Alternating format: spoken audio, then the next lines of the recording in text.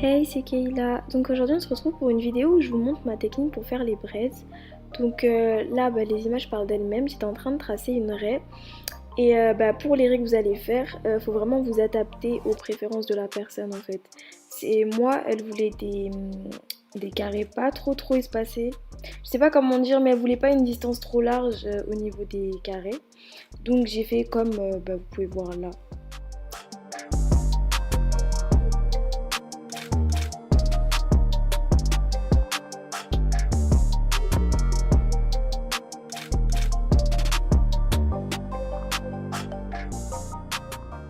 Pour éviter que les cheveux y ressortent et que la raie soit un peu plus nette, j'ai ajouté un peu de cire. Si vous voulez la marque de sa cire, je la mettrai en barre d'infos.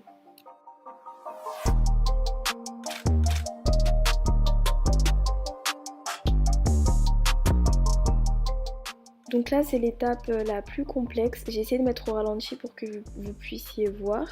Donc en gros là je sais pas comment expliquer mais j'essaie de faire une boucle avec la première partie des mèches. Donc moi en fait j'aime bien utiliser deux mèches, enfin je sais pas comment expliquer. Mais en gros là je vais faire une tresse avec une petite partie et je vais vraiment pas tresser jusqu'au bout, hein. Je vais tresser au moins 2 cm on va dire.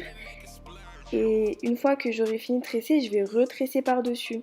En fait, j'aime bien faire cette technique parce que ça évite d'avoir nos cheveux qui ressortent et d'avoir directement les trois branches. Je sais pas si vous voyez. Donc là, vous voyez, j'ai pas tressé jusqu'au bout. Et du coup, là, j'ai directement mes trois branches, entre guillemets.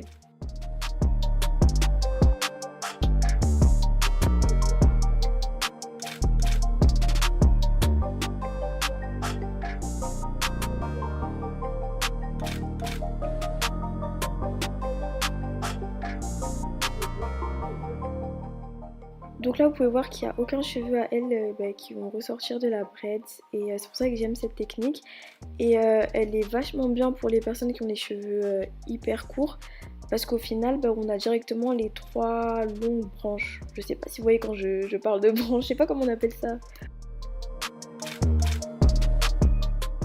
Dans les images qui vont suivre, je vais mettre des arrêts sur image pour que vous puissiez mieux voir.